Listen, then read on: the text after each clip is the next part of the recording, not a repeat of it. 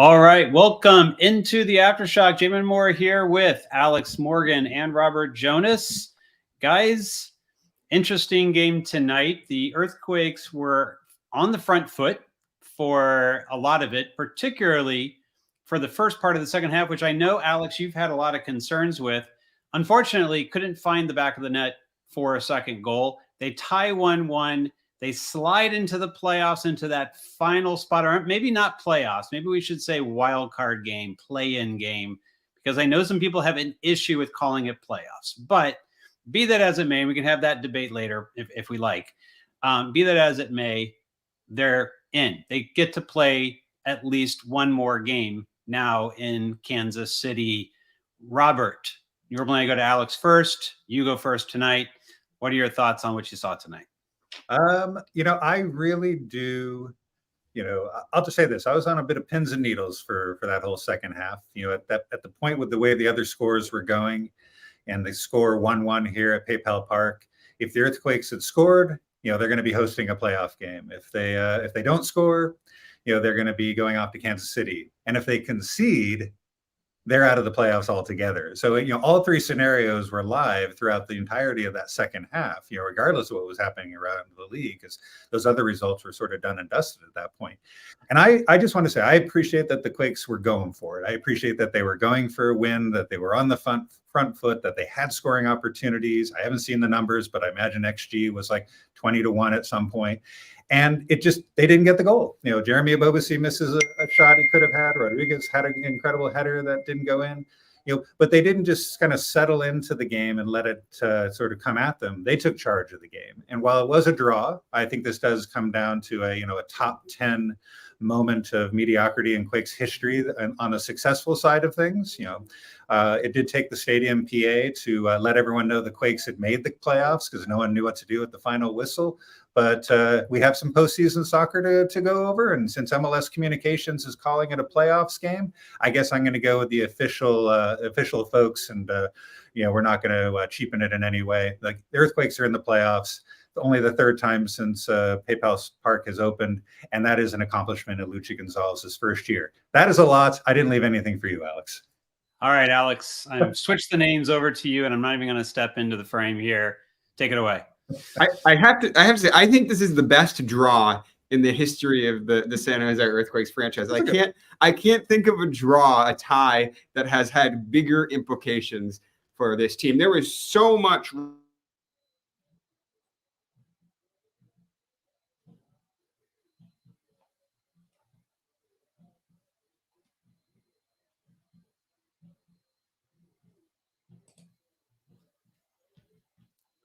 Jamie, you're going to have to let me know. Did you lose us there for a second? You got completely cut off there. I was going to bring it back to me because I was assuming the fans were seeing the same thing I was seeing.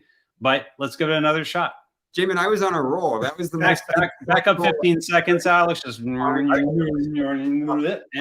it again. Here and sure off. Yeah, I'm sure he was.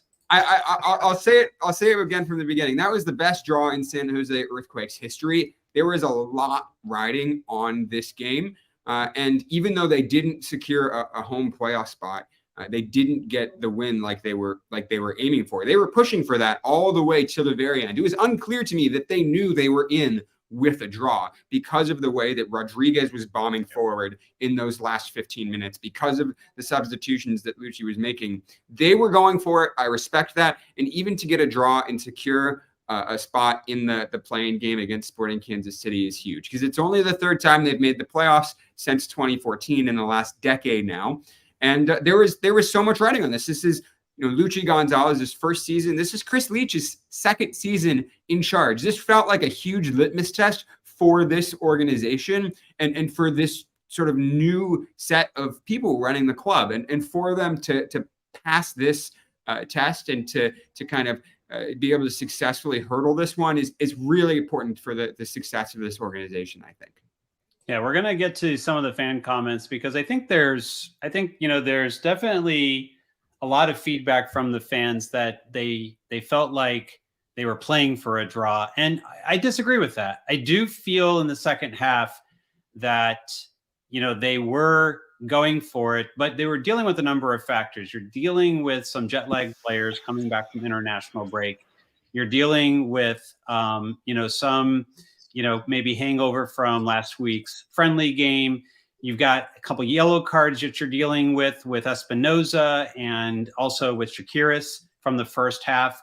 I feel like Lucci did the subs that he could have done given what he had tonight, and putting the most experienced players on the pitch to try to see the game out.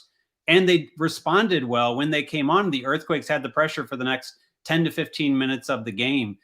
It felt to me like they were absolutely going for it, and they only kind of sat back just a little bit when they knew that they were in, if they could just make sure they didn't give up a goal. Let's be clear here. There was nothing more that Lucci Gonzalez could have done to push this team for a win. He started with a very attacking lineup with Matthew Hoppe, Cade Cowell, Nico Shakiris. That is an attacking lineup that he started with. And then he made proactive subs at the start of the second half in order to give the team momentum. This team has been, shambolic in the first 15 minutes of the second half for the last 2 months, essentially. The last 3 games they've played had ended in 1-1 draws because they allowed goals early in that second half. That was not what happened this time. This time, they started the second half aggressively. They were pinning Austin back, and frankly, they were unlucky not to score. Between the Jeremy Abobasi shot on the post and all the other chances that they had, the huge save from the Mensah header, they were unlucky not to score. I'm curious if you can pull up the XG, Jamon, because the Quakes thoroughly dominated this second half. Austin FC never had a single chance of note. They barely got the ball out of their own half. Lucci Gonzalez fixed the mistakes that he made in the last few games. What I've been upset about in the last few games is that the Quakes have been holding back. If you're holding back and you are keeping the ball in the corner and not going for it, then they deserve criticism, right? But if you really go all out for it like they did tonight and you still make the playoffs, even though you didn't win, I think they still deserve credit for that. Whether they're going to be able to beat Sporting Kansas City is another question. They've only won once in their last 10 games, but they did do just enough to make the playoffs tonight, and that deserves credit. Yeah, absolutely. So there were so many corners tonight and nothing came of any of them. Honestly, it's been one of the problems I think this season is, as Christian Espinoza leads the league in corners. And, it does feel like, at least on the, what they would call first phase or initial phase corners, the Quakes have maybe gotten maybe 1 or 2 initial phase corner goals all season long. And that's a bit of a problem when you're kind of leading the league and taking corners. And they've got a couple more in like what they call second phase or third phase, corners. But I agree with the comments here. I don't know that the corner conversion rate is the worst in the league. It might be, but there is a huge amount of effort. Look, every single corner is a 2% chance.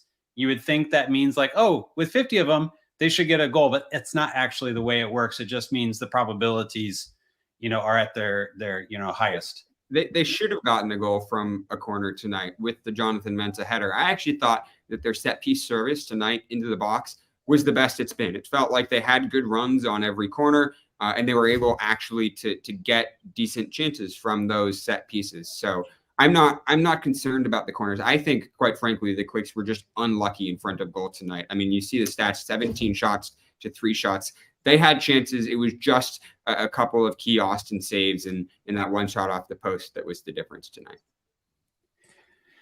Robert, anything else that you want to kind of jump in from your kind of initial, game impressions, and what else could have been done here, if anything, to get this game over the line and actually get a win and get a home play-in game? And to that, I saw a few of the fan comments there, that it felt like a loss. And a lot of times you talk about draws, whether they feel like wins or losses. I mean, ultimately, this was just a lost opportunity. The draw gets them into the postseason. A win would have had them hosting that play-in game in the postseason. They're playing Kansas City, regardless. Unfortunately, it's going to be on the road, and they didn't get the reward for the effort of the second half. But that seemed to me exactly what they were pushing.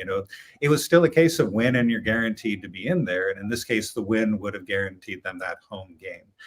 So no fault to the team in my eyes, between Jabo's miss, Mensah's, having his ball saved. There was a Jackson Ewell play on a set piece where he went wide of the target. The Quakes were knocking on the door as much as they could. And when Austin was packing it in that low block like that, it just, the Quakes couldn't figure it out. And it's not like that's an easy task for any team in any league. So that was, they had their opportunities. The Quakes made the shots when they had the shots. They just couldn't get it to this was a good performance from San Jose. Oh, it's not like this was a bad performance and they got away with the draw here. That header from Owen Wolff was ridiculous. Oh, the header was from Wolff. Sporting, maybe the header of the season in the entire league. It was perfectly placed to the back post. It was glancing from an early cross. He's just making a run across the box. I mean, it's almost like a 1 or 2% chance, and it was just perfect. Austin didn't create a lot of dangerous chances. They were lucky to score that. San Jose were unlucky to concede that, and they were unlucky not to score more. Luchi Gonzalez talks time and time again about the volume of chances that they create, and that is what he benchmarks his success against.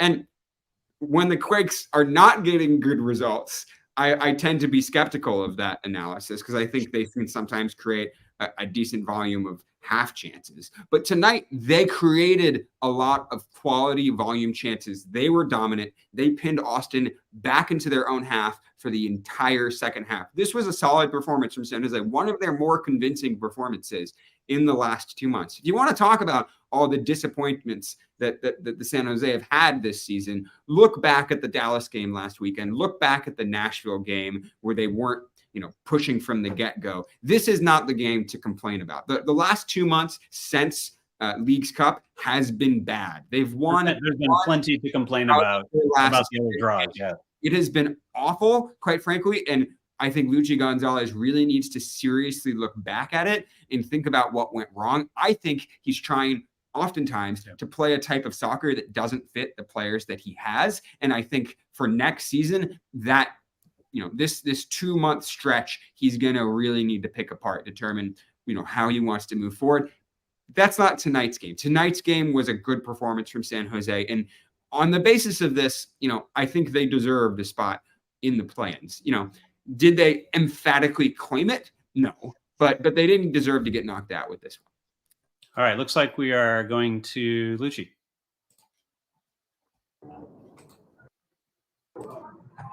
Hello, everyone. Thank you for joining us for tonight's post-game press conference with head coach Luchi Gonzalez. We will start with questions in Spanish from the people present. So do we have any questions in Spanish? Yes. Paula, Marie. Muy buenas noches. Felicitaciones por el trabajo del equipo. ¿Qué podemos decir de la resiliencia de los muchachos esta noche? Sobre todo se habló mucho del liderazgo de Cristian Espinosa, anotó un gol en la primera parte, cómo él crea ese momento para mantener la compostura, ¿no? Y se habló también del manejo de las emociones, ¿no? Para Sí. Mira, es un partido difícil, son dinámicos donde desde el principio buscamos el partido, queríamos 3 puntos, queríamos ganar, tenemos 20 disparos, ¿no? Y eso significa urgencia para ganar, protagonismo para tratar de ganar, especialmente en frente a nuestra familia, los fanáticos. Pero muy orgulloso de los chicos, manejar las emociones, saber que la idea es empujar a ganar, pero saber que al final como hay que adaptar y saber que el empate también al final nos puede poner en otro paso a que sigue la temporada. Primero quiero dar gracias a los jugadores. Los jugadores, como tú dijiste, enseñaron mucha resiliencia en toda la temporada, afuera como dentro de la cancha, trabajando para los objetivos. El objetivo número 1 era estar en el playoff y hoy día estamos arriba de la línea. No estamos en el ranking que queremos estar en casa, queremos jugar en frente de los fanáticos. Me da pena de saber que eso es algo que no lo tenemos en este momento y eso me da como tristeza, pero al mismo vez muy feliz, muy orgulloso de los fanáticos, ¿no? Los jugadores, el staff, todo su trabajo para llegar a este punto y los fanáticos y esta comunidad dando mucha energía, mucha fe, mucho apoyo a estos chicos, a este equipo, a este club y lo siento la energía, siento el espíritu de ellos y esa positividad doy muchas gracias a ellos y queremos ir por más. En esta liga, una vez que estás en el playoff, casa de ida, es ganar y seguir o perder y fuera. Y cualquier cosa puede pasar. Va a haber equipos que van a ganar fuera de casa. Y la pregunta es si nosotros podemos ser uno de esos equipos. Y vamos a tratar lo mejor que podemos para hacer eso. Pero vamos, no vamos a sobrecelebrar. Estamos tranquilos, estamos felices con otro paso y más oportunidades. Y vamos a tratar de aprovecharlo ahora contra Kansas City. Any other questions in Spanish before we move to English? All right, we'll move to questions in English. Do we have any questions in English from the audience? Marco? Richie, you were hired here to change the culture of this team and get them back to the postseason. How satisfied are you that you're able to do this in year one of your tenure? Yeah, look, it's mixed emotions because absolutely really proud of our players, of our staff, our club, front office, all the efforts and the sacrifice and the mentality going through resilience to be in this position to continue the season. Thank you to the fans. I think the fans in this community have shown me and this team a lot of love and support, but also high standards. You know, we didn't want to let them down. We're not satisfied that we didn't win tonight. So we're not over celebrating anything. We're actually quite disappointed with 20 plus shots, 7 on frame, and I thought we were unlucky not to score the winning goal. But I'm proud of our guys to push it and to show a winning mentality and winning actions. It was interesting at the end. I had to communicate with Jackson and Christian just with the last few minutes and just so they understood. Look, the draw, we can't give up the lead. If you give up the lead, the season's over. We have to have that balance of keep attacking, getting pressure on them, but also maintain the draw. That's never an easy dynamic. Daniel was about to go in the attacking corner. We have to put the brakes on that because that would be too much of a risk, I think. But look, being over the line, I think, is a great validation to the fans, the players, and the staff, and this club's hard work and desire and togetherness to get better. I see a lot of progress, not happy that we haven't won in the last so many games. I think we have the most ties in our conference in a way, which is a good thing too, which means we're competitive in every game, but we want to take it to the next step. And we have the opportunity. Look, we're not happy with our last game against Kansas City. Congrats to them and being home in this next step. But this is a league where there's always upsets in playoffs. There's away teams beating home teams. And we have to answer now that question. Do we want to be one of those teams? Question in Spanish. Go to Jason Maldonado. When you were hired in August, you said making the playoffs was a must. Mm-hmm. Looking back, what do you think made you so confident that you'd be able to turn this around so quickly? Look, it's progress is a good word. I think there has been progress. I think we've taken steps this season. We've shown, our values and how we want to act and play on and off the field. We've shown some really great high, I'd say high moments. Beating LAFC was a great moment here at home. Beating Seattle, pushing Nashville way out of their comfort zone, and not being unlucky not to win. And this is a League Cup finalist, right? And I want to grab those highlights. Beating Seattle away is not easy, and that's something. It's like there's a lot of positives and moments to grab, but I think we still have a lot more potential in us. We have a higher ceiling. We can be more consistent. We can now grab this, put it in our pocket, get confidence from it, and know that we can still do even better. And I believe in this group and foundation of players. And I'm just, like I said earlier, I'm really proud of them. And I believe we can be one of those teams that other teams don't want to play against away. And I know our record doesn't reflect that. I own that. I think we've been better recently, more ties, more competition, even a few more wins. But why can't we change that now to the next step? And I think we have all the capability to do it. You go in that locker, that's a hungry group of players. They were not in playoffs last year, and we want to channel that desire and that hunger into in a few days. There's no champagne in that locker. There's no champagne in that locker. Because we have more ambition. Next, we'll go to Jeff Carlisle. Along those lines, it's a quick turnaround. Yeah. You got to travel, they don't. Sure. How do you kind of put this result in your pocket and focus on Kansas City. Yeah, like what you just said, stay in the moment. The talk we just had right now was, hey, well done. We're over the line. It's a validation of everybody's work, credit to everyone's commitment and family sacrifices. And well, what do we want to do now? Are we done? Do we want to keep going? That's something we got to answer now with a quick turnaround, quick recovery, quick rest. We're going to look at our travel plans. We're not clear yet what that will be in detail. We're going to discuss that now. But there's one thing I know about this group, like they're awesome professionals. They're a really united group.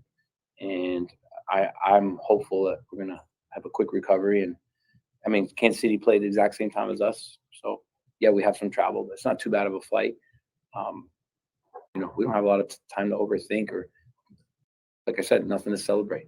Let's keep going. You're taking the charter, right? We're taking the charter for sure. Next, we'll go to Fabian Rangel. It used to be that.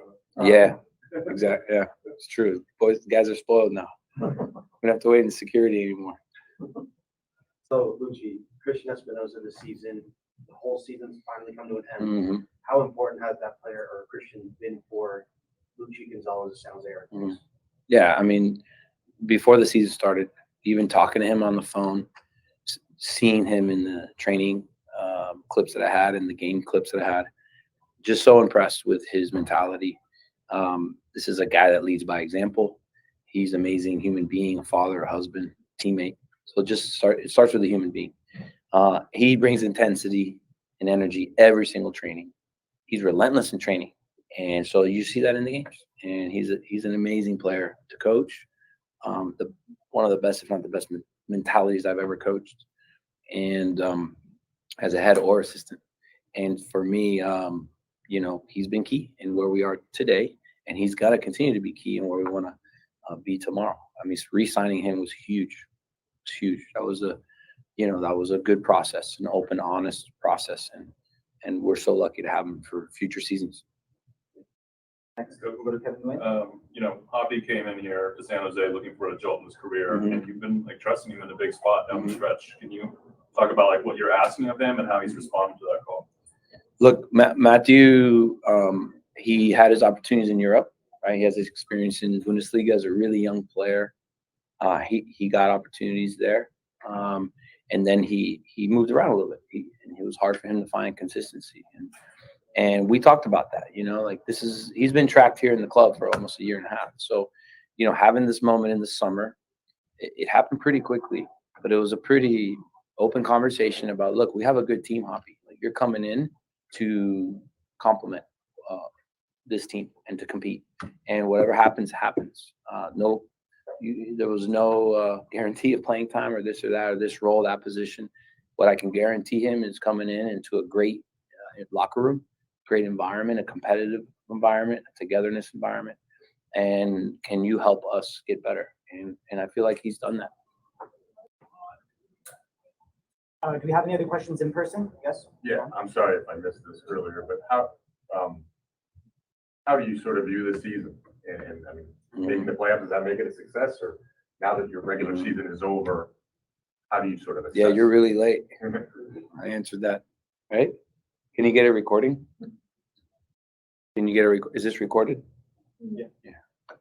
Yeah, I answered that. That's fine. And I can be long-winded sometimes, so I want to respect your You have time. access to it. Yeah, you'll have access to it. I think I explained it, right, Brian? Did I not? Yes. Okay. Do we have any final questions from in person?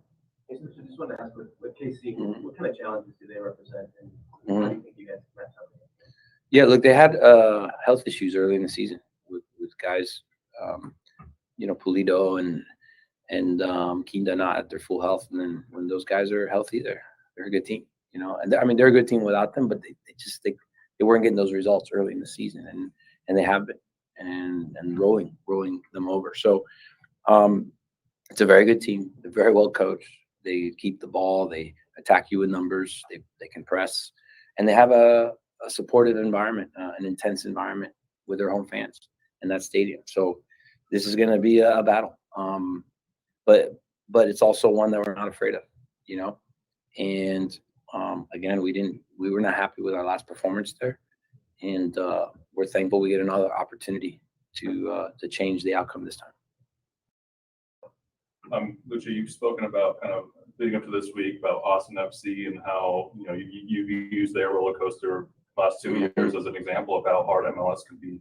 And imagine, you know, like Josh Wolf a little bit too, kind of talk about in terms of the concept of progress. What lessons can you kind of take from Look, catching up with Josh, and I know him quite well. I never coached with him, played against him, but you know, just having kind of that commonality of have been working with Greg Berhalter.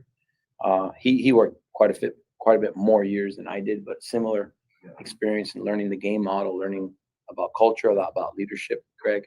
And so he was one of the guys that was very supportive of me when my time was done in Dallas. And as I transitioned to U.S. Soccer, he was like a mentor, giving me advice, and with working with the national team with Greg.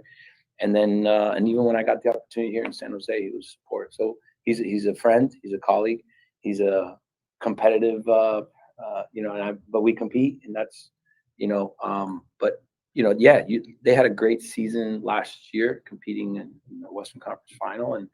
And then look, this season they've had some tough injuries in the back line and not the results to put them in a, you know, but they were a win away from maybe competing for a playoff. So shows you how competitive it is, but it's a good lesson to learn that don't take anything for granted, and got to keep building the team and you know, and trying to grow off of any success you have. Like, okay, we've progressed this season, and we're going to keep fighting to progress the rest of the season and extend this as long as we can. Why not San Jose? Like, why not San Jose? I dare anybody to take us lightly, because we can keep going. But, you know, in terms of the next season, like, it's just, we gotta keep working on a foundation and trying to keep getting better. I want to get better. So, but that'll come later on. Let's, like you said, have a quick turnaround and take the next step. Let's stay focused in the next moment. Let's stay present, and the rest will take care of itself. We'll take final 2 questions from online. We'll start with Jamon Moore. Unmuted. Hey, Lucci, congrats on making the play-in game. I want to talk a little bit about the lineup tonight. You started with a lineup you'd used a couple times before. It feels more like used for you know, attacking out of the gate, but you also had players that were coming back from international duty. What was kind of the calculus in terms of the lineup that you started with? How much of that was, you know, due to the international absences, and how much of it was due to that was the lineup that you thought would get you out of the gate the fastest in this game? Thanks. Yeah, it was a bit of balancing both. Muted. Guys like Miguel Gresso playing World Cup qualifiers in intense environments, seeing how they recover, checking in with each and seeing their recovery and where are they and where can they be for us tonight. Other guys, you know, playing with their national team in Africa or Europe. Those are long trips, multiple layovers. I think Mito had 3 flights, right?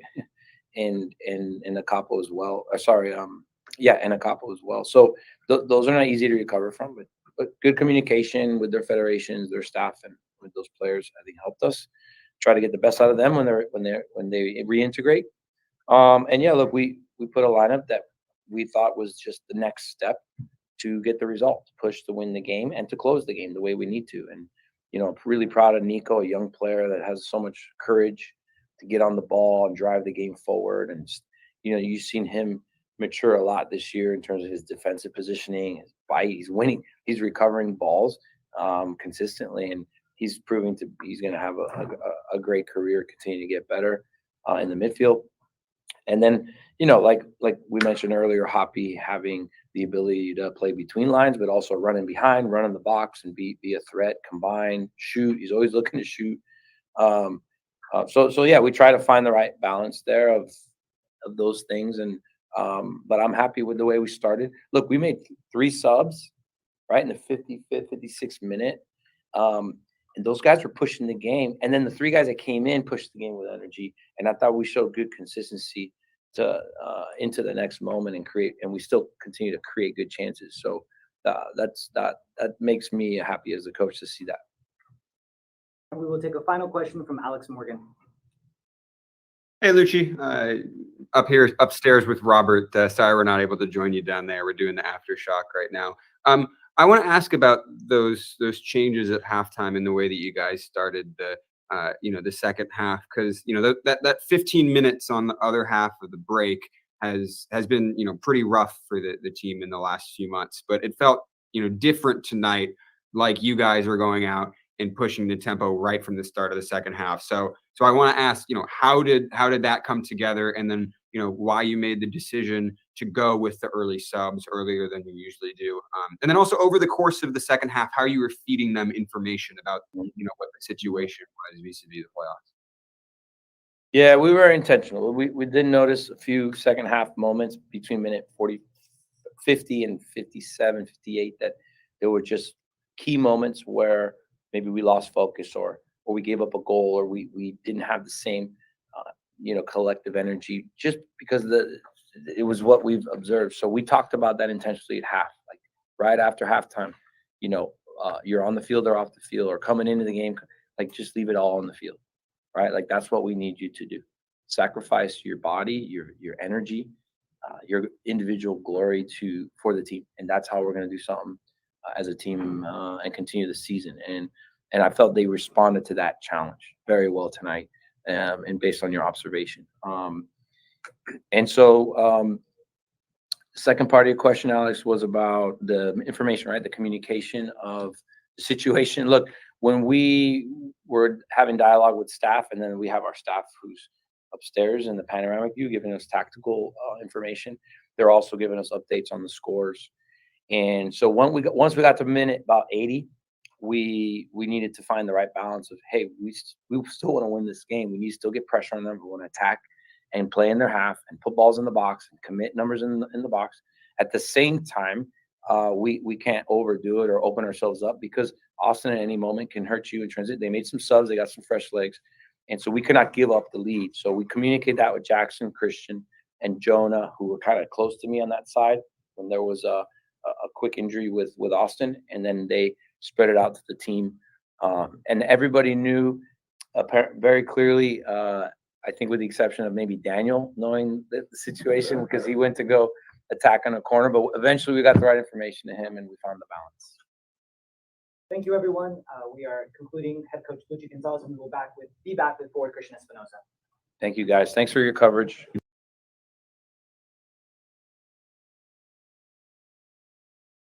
Let me get off mute here. Let's give a minute here for Alex and Robert. There they are. All right, guys. A lot going on tonight. They've kind of restarted in person, but I guess that makes sense. I thought overall the questions were pretty decent, and ones that were worth asking. What did you get from Luchi's presser tonight? I think the first thought that comes to mind is that, a lot like I think fans listening to the show right now, there is no champagne to pop at this point. This team made the playoffs, but, it was at over the last month expected to make the playoffs. The fact that they drew, so many games and in a sense limped in and kind of missed the opportunity to host a playoff game is disappointing. Having said that, you're kind of balancing with the idea that there are 5 teams that won't be playing after today in the Western Conference, and the Quakes are one of 9 that still has a chance to lift the cup, albeit they're probably not going to be given the best odds. You can't play for the cup if you're not in the playoffs, and the Quakes made that happen tonight. He said the very thing I think I've been saying in my mind is like, hey, why not San Jose at this point? You're in a sense, I didn't get to ask a question. My question was going to be to have him elaborate when he talked about the next steps and taking. Unfortunately, we got Christian Espinosa. I hope you get to ask questions. Our postgame press conference. We have forward Christian Espinosa with us today. We will start with questions in Spanish from the people in person. Do we have any questions in Spanish? Buenas noches, Cristian. Felicitaciones como siempre, muy buen desempeño. Hablábamos el miércoles qué importante era el control de las emociones en un juego como este. We were talking on Wednesday about the control of emotions. How important was it for tonight's game? Y felicitaciones por el gol. Gracias. Sí, yo creo que el control de las emociones es muy importante. Al principio del partido creo que sentimos un poco ese nerviosismo, pero después del gol pudimos encontrar un gran balance y bueno, después todo el segundo tiempo yendo a buscar el partido, yo creo que lo hicimos de buena manera. Cristian, felicitaciones el gol. Se nota un poquito que ahora, cuando tú estás en la cancha, te sientes como más como enojado, no enojado, pero más con fuego en tu espíritu. Pero, ¿qué cambió este año y el último año cuando tú haces eso, no? Porque hoy te enojaste con el ref, pero that type of energy is something that's very needed in the league. Yo creo que siempre me peleo con los árbitros, ¿verdad? Pero en el buen sentido, suelo reclamar yo cuando tengo razón. Si sé que no tengo razón, nunca reclamo nada. De hecho, hoy cuando me sacaron amarilla, obviamente no digo nada porque sé que fue una falta y que la amarilla estaba bien. Pero si veo algún tipo de injusticia en cuanto al cobro del referí, obviamente que me enoja y es algo normal porque todos queremos ganar, a veces esos pequeños detalles hacen que el equipo también se frustre porque hoy, por ejemplo, hubo una jugada que fue córner para nosotros. El referí después vino, se me acercó, me dijo que desde su perspectiva vio que yo había tocado la pelota y le dije, está bien, no pasa nada, le digo, pero yo te reclamo porque yo sé lo que sentí, yo sé lo que vi, digo, yo estuve ahí, digo, yo no toqué la pelota, pero está bien, no pasa nada, son cosas que son parte del juego y siempre voy a pelear por San José. All right, we will now transition to questions in English. Do we have any questions in English? Christian, in the last few years, this team is not good. They didn't make the playoffs. So personally for you, how gratifying is it for you guys to make the playoffs this season with all you guys dealt with this year? Oh, that was amazing feeling. I think this year I felt the pressure to achieve the playoff because it was so maybe in the past 3 years we don't be in the chances to achieve the playoff. This year I think from the beginning of the year I feel a different energy in the team, in the locker room, the spirit of the team, and that's made me feel so very happy. Christian, were you able to follow the other results happening at the same time, and how did that affect the game plan? I think the other results don't change our way to play. We always try to win this game, no matter what. To be honest, our focus was in 100% in this game. Obviously, after the first half, we know the other results, but our focus have to be 100% in this game because otherwise, that's could be bad for the team. One question. You mentioned different energy. What was different this year, and what gives you confidence that this team is headed in the right direction? Obviously, as you said, haven't made the playoffs the last few years and haven't had much success in the playoffs in a long time. Yeah, I think that it's part of the process. We had so many young players; they are growing in their own careers. I think the development of the young players is very important for the club, and I think that this year we have Kate inside the 11, Nico, Sakiri too, and is very important for the club, for us too, to have young players playing in the 11. So I think that one side of the development of the team that was that. Jason Mastrodonato. Christian, in the second half, you guys are generating a ton of chances. What do you think opened up for you guys? Like, what happened in the second half? We tried to push the game to win. Yes, unfortunately, we can score. We hit the post. We had the keeper save. I think that 3 or 2 clear chances. But yeah, that's part of the game. Had to keep going. We will now transition to questions online. We will start with Robert Jonas. Thank you, and congratulations, Christian. You know, every team starts the season with a goal of making the playoffs, and you're one of those teams that gets to keep their season going. You have a very tough opponent, Kansas City, coming up this week, an opponent you know well, as you were part of the team that played them the last time San Jose was in the playoffs. I know that was a long time ago, and you only have a short time to prepare for the game this week. What's going to be on your mind as you're getting ready, thinking about the opportunity that San Jose has in this playoffs? I think we recently achieved our first goal of the year. It was to achieve the playoff. Now we are in, and we had to go game by game. So we had the first game in Wednesday, and we had to go all for it. Next, we will go to Jamon Moore.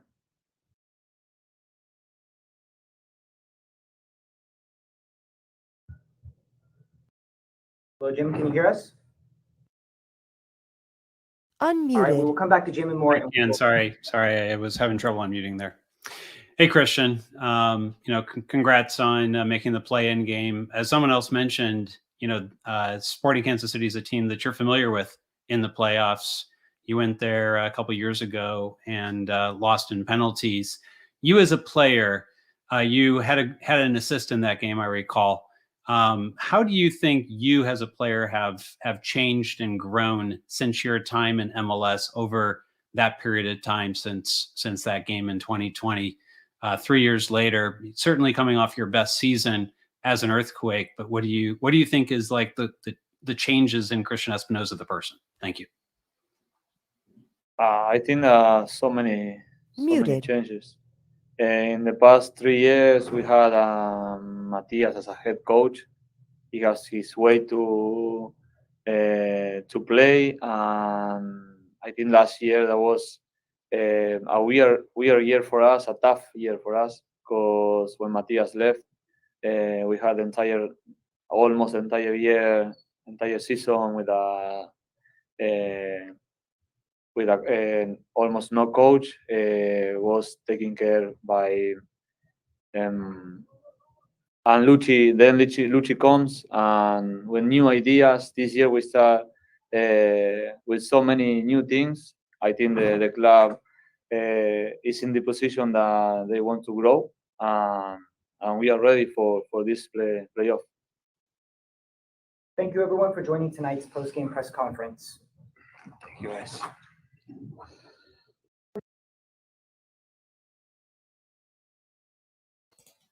Okay, so always good to hear from Christian there, and let's get Alex and Robert back in. Robert, want to kind of circle back, give you a chance to finish your thoughts before Christian so rudely interrupted us there. No, it's great to talk to him. And then you got to ask him a question there, and what you thought of his comments. Yeah, so I think where I was kind of finishing off was with the idea that Lucci had made a comment, and we didn't get the follow up about taking next steps. I'd be curious what the next steps are when you only have 3 days to really be prepared. But I think more importantly, he talked about taking risks, and for a coach that has often played risk averse. In fact, he even talked about it earlier in the press conference tonight, that once they hit that 80th minute or so, and he knew the situation going around the league, that he was talking to players about not taking too many chances, not giving up an unnecessary goal. And again, that's very pragmatic, which is sometimes defined as the opposite of risky. But then I thought his starting lineup was a bit of a gamble. He explained a little bit, Jamon, to your question about some of those decisions. But still, to trust the start of the game to Nico Shakiris and Cade Cowell, a couple of young players, Cade especially, who's had again just not a kind of the productivity people were hoping for. To me that was risky. So I'd be curious what risky means when you're heading on the road against a Kansas City team. To Christian Espinoza, he's clearly happy, as he should be, and I think every player is very happy. You don't make the playoffs and feel angry about it. You don't look at the result tonight and think we blew it. They made it in a way that they were intending to and wanted to from day one, and they should celebrate. Maybe not with the champagne, but with a good pat on the back, and just get to work, with these 3 days of rest. What's clear to me from those press conferences, Jamon, is just how much the Earthquakes were expecting to make the playoffs and counting on making the playoffs. They were selling tickets to the 2023 home playoff game. They were advertising those tickets to season ticket holders back in July, right? So this organization has been counting on making the playoffs. That's the expectation. They didn't achieve that. They're not necessarily going to have a home playing game, but at least they made the crucial step of making the playoffs. And I was quite surprised, actually, when the final whistle blew. I mean, it looked like the players were dejected. Rodriguez kind of fell down and sat around on the turf looking glum in the way he would have if the Quakes had been knocked out of the playoffs. Matthew Hoppe looked pissed off. He was kind of, rolling his eyes and looked angry. Nobody was celebrating this draw. I think this was a result that the team was counting on. At one point, if you go back to July, they were 80% odds of making the playoffs. I think that they 100% needed this to happen. And you could hear from Christian Espinosa as well. He felt a lot of pressure to get this result and to take the Quakes to the playoffs. So and we've been hearing that from around the club. You had an excellent interview with Chris Dangerfield, Quakes legend, earlier this week, who was saying at the beginning of the season he was expecting and hoping the Quakes to do better. He's a guy who's very close to the front office, and I think that's a good temperature check on where the front office is at right now. They're expecting this team to deliver on the investments they've been making, to deliver on the fact that they have a new World Cup caliber head coach, on the fact that they've been putting in investments off the field and on the field as well. So this is a result that they were expecting, and it's not a celebration. It feels like a huge sigh of relief is what I got from that press conference, that at very least, if nothing else, they ticked this box. Right. Yeah, I agree with you. I know a lot of the fans, that are being vocal tonight, though, feel like ninth place is a consolation prize. They're squeaking in. They got, they're not going to have a chance against Sporting Kansas City on the road, and, all the things. Everyone can read the chat and see what people are saying there. Where I appreciated what Lucci said tonight, and I do feel like, sometimes he is a bit repetitive, but what's different here versus 2017 is there's not champagne on the field celebrating making the playoffs before you go out and get trounced 5-0 up in Vancouver a couple days later, right? From that perspective, you're right. It's a box that's checked, but it's not a celebration. It's an expectation that they were going to play, and a disappointment that they're not playing in a home playoff game instead, but they feel like they've got something to prove with Sporting Kansas City. All right, Alex, you're just like smiling and your hands are going, and I've barely gotten to talk tonight, but I'll turn it back over to you. Go ahead. You made it sound like the champagne celebration in 2017 wasn't fun. I stand by the champagne celebration in 2017. It was a terrible idea. Whoever came up with that idea to be fired. Was completely different. You don't celebrate squeaking into the playoffs. Was completely different, Jamon. No. Celebrate. Maybe if you get the top 4, I'll take that. But don't celebrate. Getting into the playoffs. Jamon, if nothing else, we're left with a wonderful image of Chris Leach flexing at the camera as hard as he can. I guess that there's some images. There's also images of Wando in the Ultras section, while the Earthquakes are missing the playoffs in 2019 that we have, which are great, and I'm happy we have them, but they missed the playoffs. Jamon, you're a cynic. That was one of the most fun games that I've ever watched here at Pivot. If the Quakes could have done that tonight, I would have been okay. Hey, look, be excited that they won. I was there. With everybody else, I was actually standing behind the goal and had a hard time seeing because there's a lot of us behind there, but it was quite a celebration and that was a lot of fun. But I was disappointed after I left to find out they were popping champagne on the field for barely getting into the playoffs. And by the way, I feel like Lucci took a shot at it. I think that's a veiled shot at that kind of celebration of like, it's expected to make the playoffs. We'll celebrate when we've actually accomplished something. I liked when I ran into Ben Olsen when I went to go watch the Open Cup final, and I saw Ben Olsen before his team absolutely dismantled Inter Miami. And, thanks to my friend Carlin Carpenter for the introduction. And I said to him, I said, congratulations on making it to the Open Cup final. He looked at me and said, we've accomplished nothing. Yeah. That was his comment. And I feel like tonight, Lucci said, check a box. We haven't accomplished anything yet.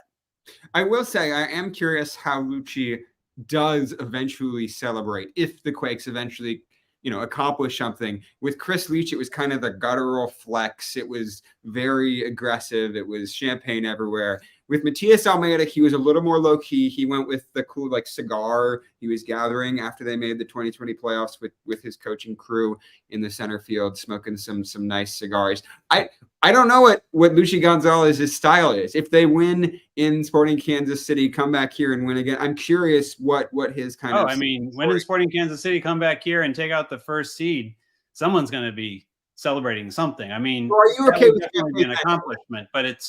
But really, ultimately, until there's silverware in the cabinet, probably should save the champagne shower going on in the locker room and spraying everybody with it. I appreciate your sober analysis, Jamie.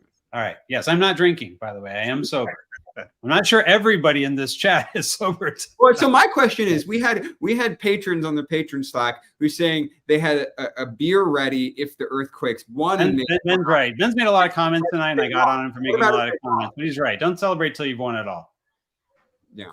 I will say, Jamin, the one person who I think deserves a ton of credit tonight, and I wanna bring it up because I don't know if I've actually had the chance to discuss this with you on the show yet, is Matthew Hoppe, because I thought Matthew Hoppe was one of the big reasons tonight that the Earthquakes were able to push the tempo from the get-go and keep the tempo high. Because no matter what, Matthew Hoppe is running at the back line. He's dropping deep to get the ball and push it forward. He's bringing tempo. He's bringing urgency. He didn't score tonight, but he was involved in a lot of plays, and he's had a few huge goals for this team. So I think Matthew Hoppe deserves a lot of credit. I had a couple of misses tonight too, to stick him to keep him on this team next season. And I want to know what you think of that. If a performance like tonight changes your mind about the Matthew Hoppe situation. No, it doesn't. And not because I don't think Hoppe has done a good job. I think he's come in and given the situation, done well. And Chris Leach 1 for 2, I guess, between him and Ayo Akinola. I think if you could completely negotiate with him and bring him in, on a $250K, $300K type contract, and you could directly negotiate, I would be fine. I mean, sure, resign Matthew Hoppe. He's, I think, put in a huge amount of effort this year. Played all the minutes tonight, right? Didn't get subbed. But unfortunately,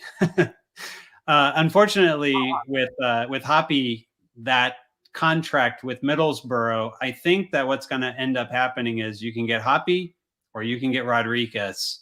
You can't get both for what the Earthquakes will have in terms of cap space. And I would definitely rather spend it on Rodriguez. You mean the Quakes can't sell Cade Cowell for $5 million, move him off the books, and then clear up that space? I thought that was the plan. Not if Cade keeps dribbling 80 yards down the field with the ball and then nutmegs himself like he did tonight.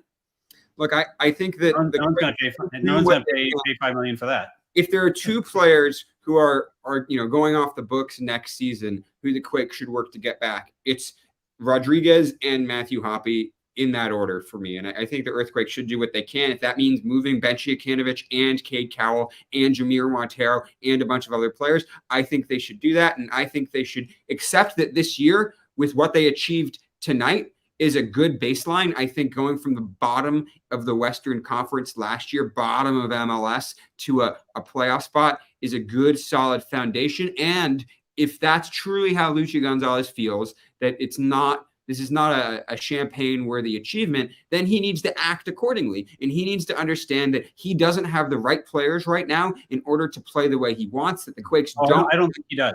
I think identity, and they need to move players like Montero, like Cowell, like Ciakanovic, who aren't fitting, and get a number 10, get a left winger who's going to work and actually commit to that. If this is how he feels, then they need to back that up this offseason.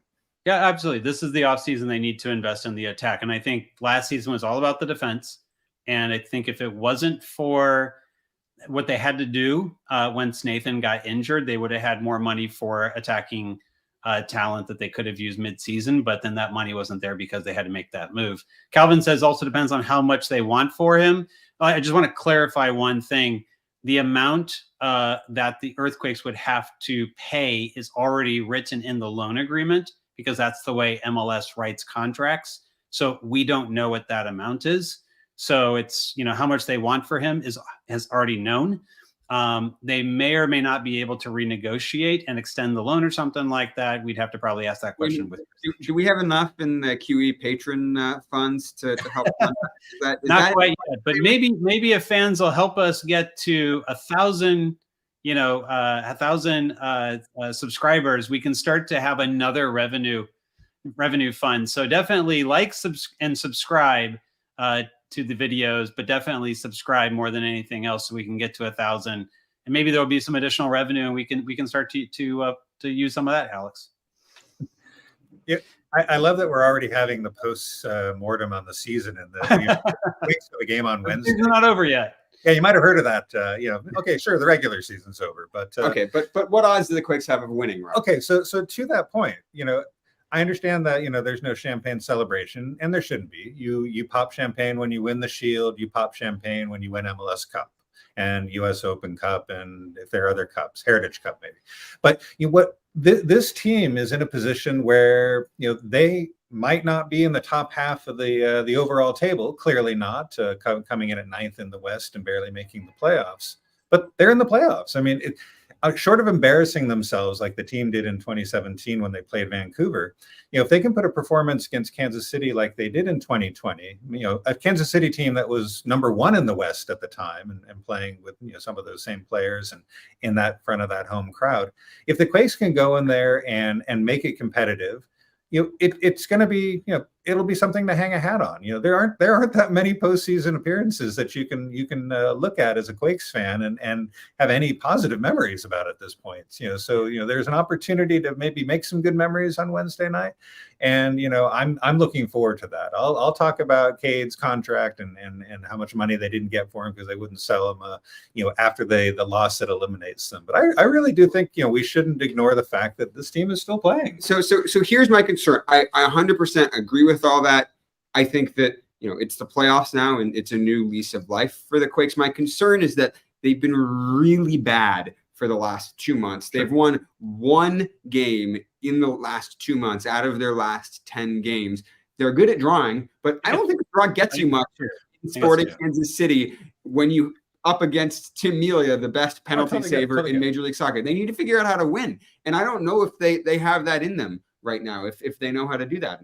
I mean, even if the Quakes, go on a run, win a couple games in these playoffs, get to play St. Louis and make it tight, no one's going to say like, oh, we were that close to MLS Cup. No, this team finished 9th in the West, and there are a lot of improvements to do in the offseason, and they will need to do those. But they did what they did. They did what they had to do to get to this point. And short of embarrassing themselves on Wednesday, I'm looking forward to seeing what they can do. I think the pressure's off. I think it really does come down to, just seeing what what the players are willing to put out there. They put their bodies on the line at times tonight. Lucci, kind of commented to that. I think, there's really, this is really the game to put their bodies on the line. If they truly want to, make a moment for themselves and for this franchise, that's what Wednesday is all about. This offseason stuff will have to happen. Otherwise, this team will be barely squeaking into the playoffs or not squeaking into the playoffs year after year. But today they're in, and they have an opportunity to have some fun with it. And that's, I do take Lucci's words, dearly on that. Why not San Jose? Let's see what happens. So that's kind of where I'm left at this point. And by the way, this is a playoff game. I know it's an 8 versus 9, but this is a playoff game. It'll go in the books as a playoff game. And if you don't want to call it that, that's your personal prerogative to do so. But the Quakes did what they needed to do, given the structure of the off or for the postseason.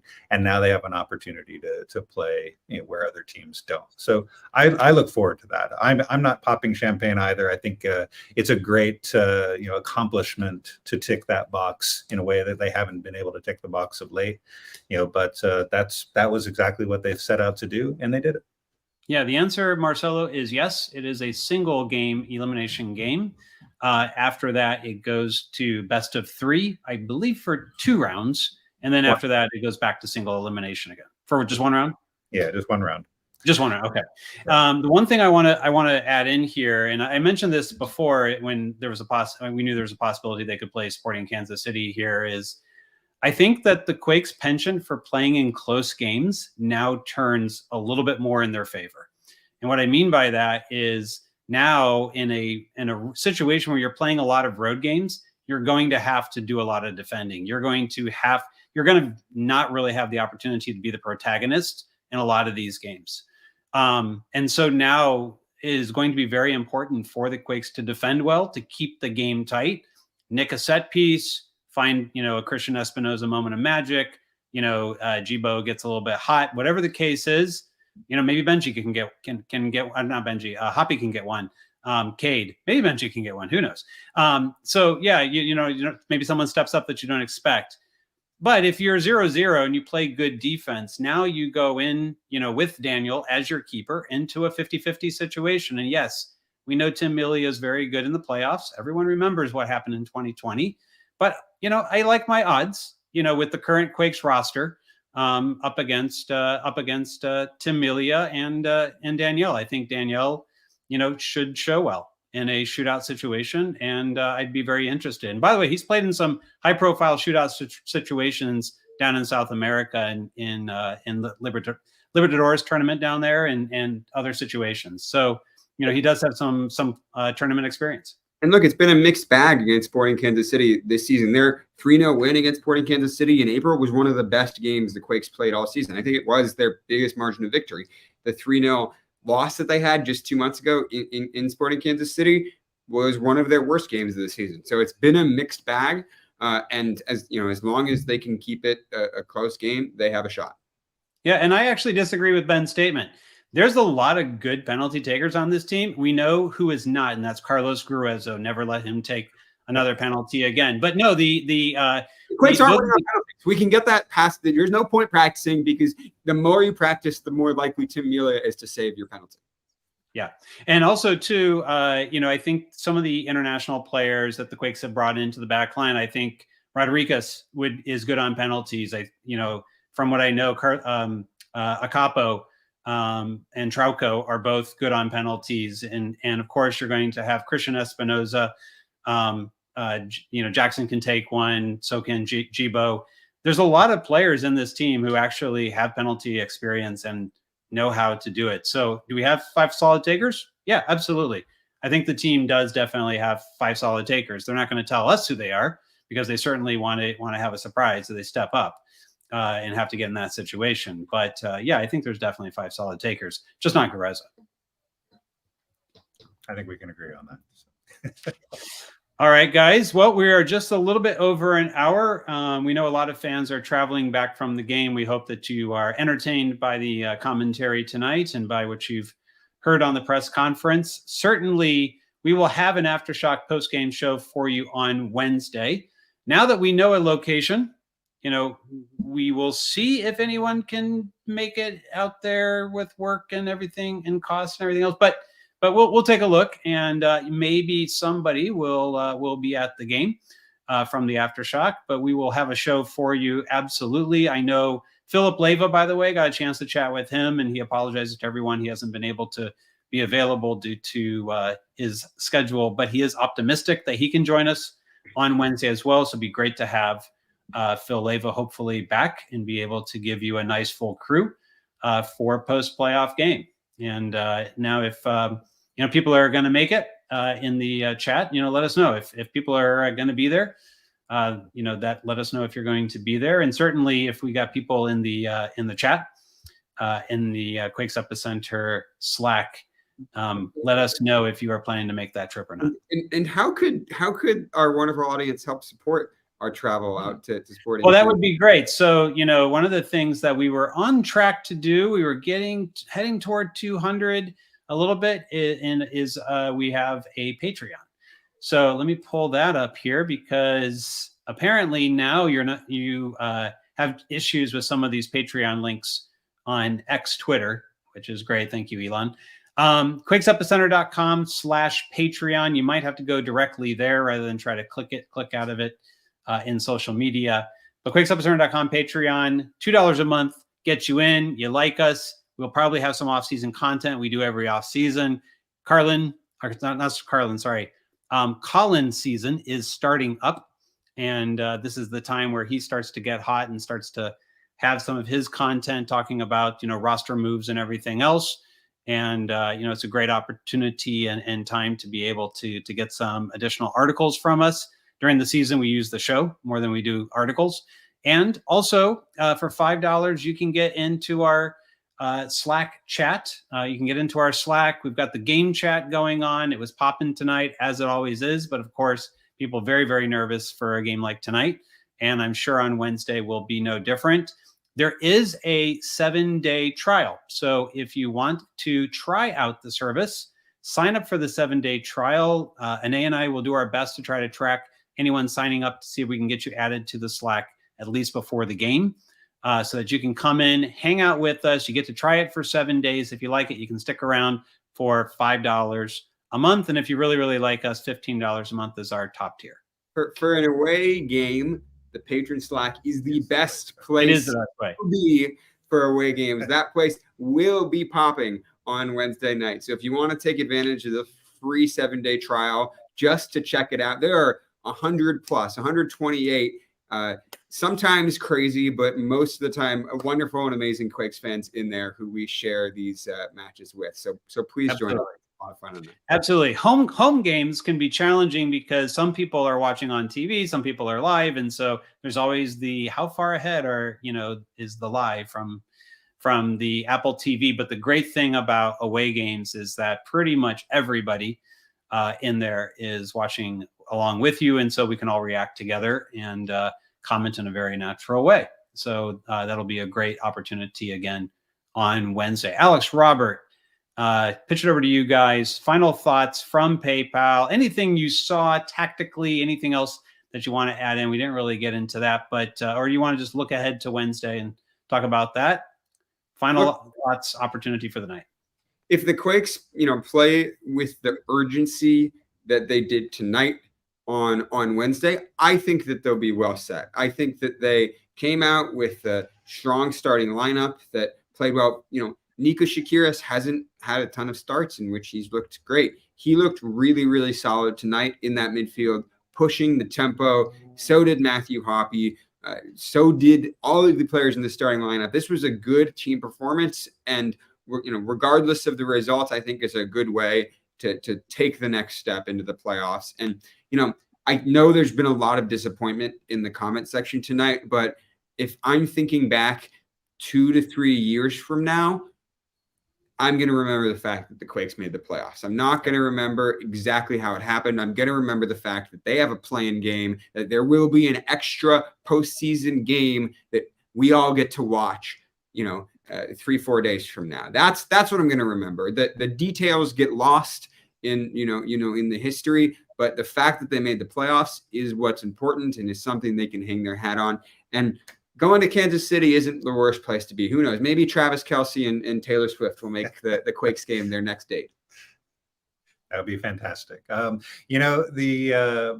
do want to kind of give a shout out to Rodriguez. He was my man of the match tonight. He was all over the field, more so than he probably needed to be at times. But, he looked like he wanted that victory more than any other player in black and blue tonight.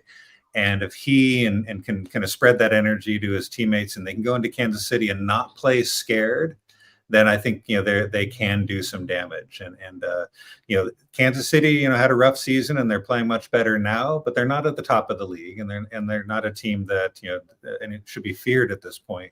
And that should be San Jose's mentality, go in there with an expectation that if you put that urgency in like tonight, then you have a great chance to win. If they try to park the bus and hope for a late result or a 0-0 penalty, I'm not going to be as happy with that. At this point, they don't need to, kind of change tactics and get really scared or really conservative. Now, I will say this for those who have watched the MLS primer video on how the playoffs work, and if you haven't, it's worth it. It's a couple minutes long. They do prognosticate in there that the West seed number 9 is going to beat the 8 seed 2-1 in the play-in game and move on to face the 1 seed. So if MLS has preordained anything, apparently the video has been leaked, and it looks like the Quakes have that 2-1 advantage. Okay, I think Ben was right on top there. The simulations sometimes aren't exactly right. I will say, just before we wrap on this regular season, Jamon's simulation that he's been running all year had been saying for months the Earthquakes needed 2 more wins on the playoffs. They didn't. They didn't get those 2 wins against all. They made it without, and they had 6 draws on top of that. So Jamon, we confounded the statistical machine.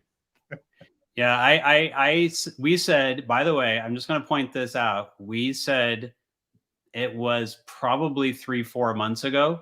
We started saying that it was the playoff line was going to be 43, 44, 45, most likely 44. Guess what? 44. Yep. We were bang on everything we had said, about the playoffs from the simulator. Big shout out, by the way, to Trevor Wojcik, who was a big help to me to create that simulator. And I've thought of some ideas. We'll definitely need to put it to work in the off season. Hopefully get some new content and some new things. Yeah, Trevor's like, yeah, they needed 6 points. That's right. If the Quakes win, then Jamon, I shaved like 3 days ago, Ben. Like, I don't know, it's coming back. It's the Pacific Northwest. It's when you're up here, everyone's got a beard, and so like if I just go a couple days without shaving, I fit right in. It's great. If the Quakes win, Jamon has to grow a mustache. I think that's come on. Wait, shave? That's no fun. Right. See, usually the referees are against us. It's nice to know that the referees are in the Quakes' pocket for this next game. So that's great. All right. No, so I'll kind of wrap up here with some of my comments tonight. I liked the effort tonight. I agree in general with the fans that this team has been a little bit too much, I would say, boring at times to try to close out games. Like play for that draw a little bit earlier than we would like them to. And like up in Dallas, like we said, you go for 3 points, you get 3 points up there. It would have been a lot less stress today. And guess what? The Quakes would be sitting further up the table and be able to have that home playoff game for sure, right?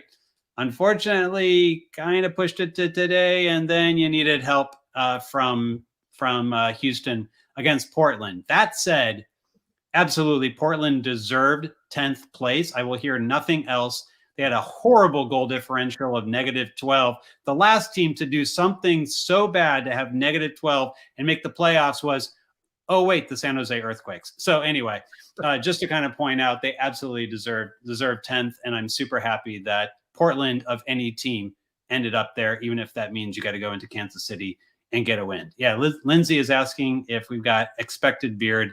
Jamon, yeah, I'm expecting after 2 days it just kind of grows in at this point. So yeah, I'd say 3 days is like at least 0.75 right. Expected. Yeah, playoff beard. Maybe I have to keep it until they're out of the playoffs. So I might have to keep going with the playoffs. I don't know if that's really what the fans want. Yeah, and Andy said, by the way, I didn't even see this, Andy. So can we take 1 minute to lull at Portland while we're at it? There you go. I gave you your and the Galaxy. I didn't even know you asked for it. The Galaxy not only lost 4-1, which was a bad result. Oh, yeah, LOL Galaxy as well, right? That's playoffs as well. LOL Portland, LOL Galaxy. I kind of feel pretty good about both of those, even if the Quakes are 9 out of 14 teams. But I do think that the way that the defense has really kind of solidified over this last stretch of the season, the offense might have gotten boring. I completely get it. I don't disagree. But the defense is significantly better over the whole season, and particularly over these last few games. The reason they've been able to close out and get draws is because the defense and Danielle have been good enough to be able to do that. Last season, they wouldn't even had that opportunity because, they were giving up so many goals. So from that perspective, I actually kind of like the Quakes' chances to be able to go into Sporting Kansas City and steal one. So, of course, we will be here on Wednesday with an Aftershock, maybe 3 of us, maybe 4 of us. We like to surprise you. So you never quite know who's going to be here, but we will definitely have a playoff post-game show for you. Win, lose, but not draw. There will be no draws. So no matter what happens to the San Jose Earthquakes on Wednesday, they will not draw. So that much we know. Alex and Robert, thank you for everything tonight. Thanks for staying on a bit later. As always, I know you guys gotta get out and get on your way. Always fun to be the last people in the stadium. And who knows, maybe we'll see one of you on Wednesday if everything somehow works out. All right. Have a good night, everyone. And thanks for joining our show tonight. Take care.